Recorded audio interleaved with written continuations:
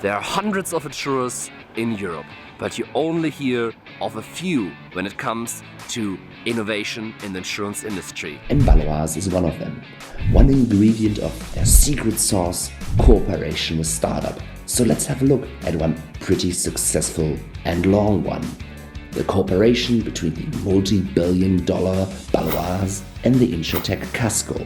Philipp and Nick will share the best practices and lessons learned and what other innovators and founders in the insurance industry could learn from their experiences. If you go for a B2B play, don't try to sell a product, try to understand the problem, how you can solve that problem and then create a product out of it, because people know about their problems, and just keep an open mind because your application can solve different things than you intended when you started. Try it, act it, and I think the fast beats the slow.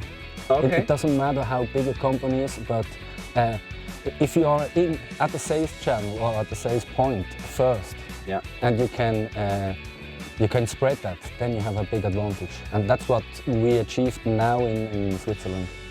Cool.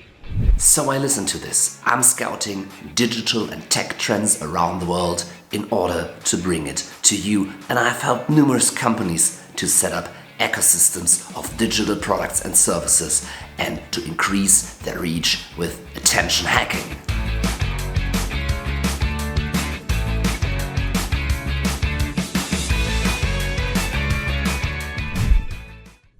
Hey guys, we are here with Philipp from the Baloise. Hi Robin. Hi. You are mainly responsible for developing new insurance products, so really the core of the insurance industry. Yeah. And what do you think is a promising approach for other product developers out there? In the old school world, I think it's to do the products not so complex but more easy. And I would say like an all-risk product, we have a lot in Switzerland where everything is included, damage. Maybe you want to share with us what were your favorite products you developed over the last years? My favorite product, I think it was the cyber insurance. We were the first in Switzerland, and the watch insurance with the photo recognition, which funny-wise are not the most successful. But there I am the most proud of. Because with the photo recognition, because we wanted to do simply safe insurance, a little bit with a touch of love and happiness. We had some giddies inside, and after we launched it, we had a lot of traffic from Silicon Valley, which was interesting, but they couldn't. They couldn't make the contract, so because they are in the US. Okay. Okay. Well, I'm a big fan of the watch insurance too. I really tried it out. So really, you can do it with like making a photo, upload it, and it discovers your watch. And because I think you also worked there together with some startups. Yeah. So how did that happen? We first meet us, I think, twice, and as normal, the startup comes and have an idea, and Philipp, me, and Mira, who was the product manager there. We said we want to do a simple product with 20,000 Swiss francs and not with 500,000. Yeah. And that was Nick from Kasko. He had another plan to start his company, and he said, "Oh no, I don't want to do that. That's boring." But now that's Shout out to him. But now that's their business model. Yeah. Speaking of the devil, now we're here in the beautiful city of Hamburg talking to Nick. Hi Nick, how are you? Hi, I'm very fine. Nice to have you. So, we just heard Philipp talking about your cooperation. How did that start? Or what actually are you guys doing at Kasko, and why did you hook up with Baloise? At Kasko, we help insurers to keep pace with the market. Basically, we've built a little insurer in the box, and we're renting that out to different insurers so they can try new products, create new products, distribute them outside of their own IT, to a point where we build a large portfolio of customers that we then integrate into their core. So we enable them to follow opportunities. So is it like a software as a service solution? We deploy that software as a service, yeah. Okay, and what kind of products are you offering? PSC, or what are you focusing on? Generally we're product agnostic, because for us an insurance product is just a data model, data in, and then a workflow and a price that comes out. But it's predominantly P&C. Okay. Predominantly personal lines, but also SME. And the reason for that is that from a regulatory perspective, it's easier to create new P&C products because you don't have to hold, let's say, your life insurance customers for 40 years. So that makes it easier. That's where most of our traction comes from today. Cool, yeah, and you and Baloise, Kasko and Baloise, you have done several projects together. I think you're still working together. I'd like to think so, yes. So, that's what they said too, but don't tell them. The year's not over yet, so... okay. No, but so how did it happen? Because why is it special? It's special because you have on the one side a traditional multi-billion euro or Swiss franc insurer, and on the other hand, you guys as a, back in the days, at least it was a young startup, you're now more mature, I think.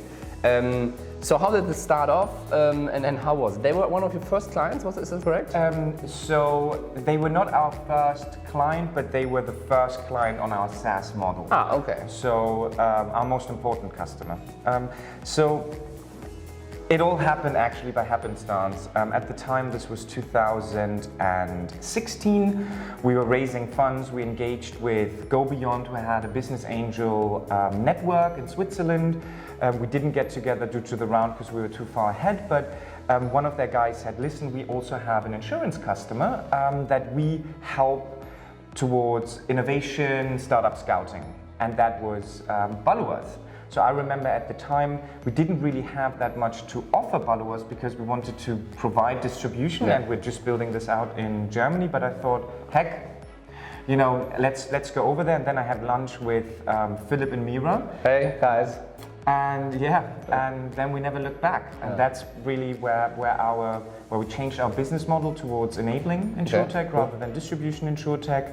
But it was just one of those things that you didn't see happening, you just followed your gut, and that's still how we make a lot of our decisions to date. You said you changed your business model. Yeah. So how did that happen? Because I think a lot of people out there are thinking about that too, when they have a large client to do it. How do you feel today about it, and how did you feel in the moment about it? Well, I mean, I think it's very simple, follow the money. So that's one of your principles? Well, I think it's a good principle in business because no money, no fun. No, we initially thought that we would connect digital marketplaces with insurers and do the transactional layer as an MGA. And we tried a lot. We thought we'd go for the distribution and then figure out the supply.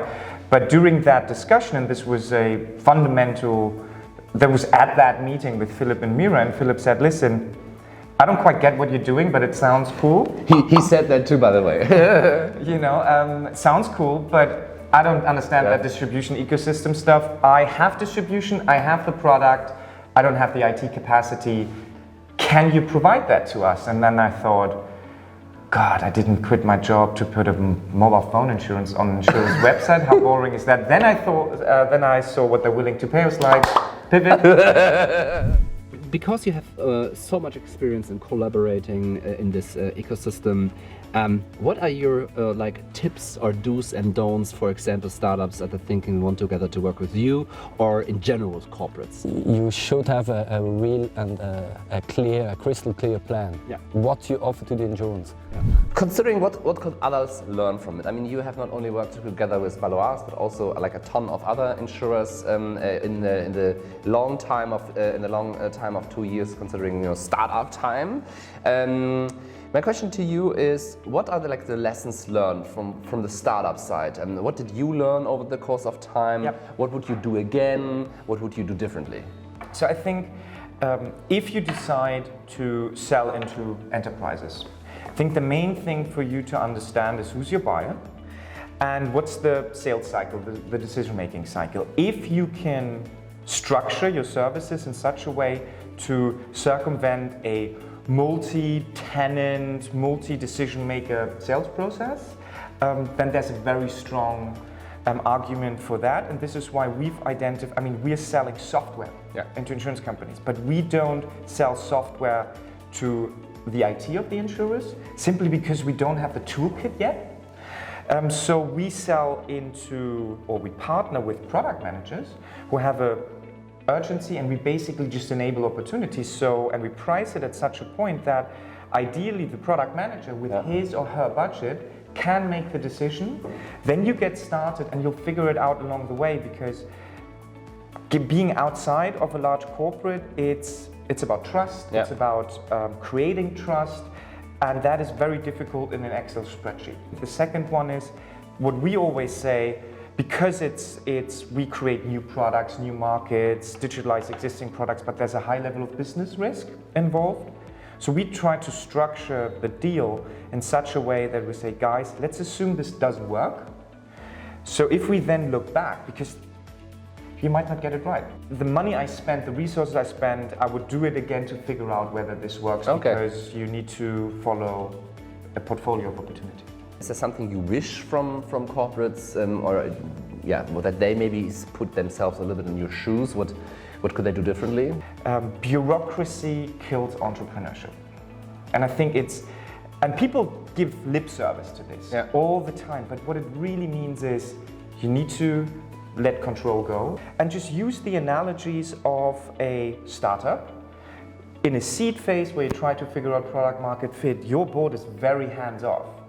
In the Series A phase, yes, there might be a little bit more hands-on, but you're not in Series B yet. You're not talking about traction, about KPIs, because you're still figuring out, it's more qualitative. And I think there's a lot of insights drawn from that analogy on how corporates do new stuff. Cool. Nick, thank you very much. Thank you. Hey guys, it would help us a lot if you could hit the subscribe button down there, and to make us also grow here on YouTube. Thank you very much.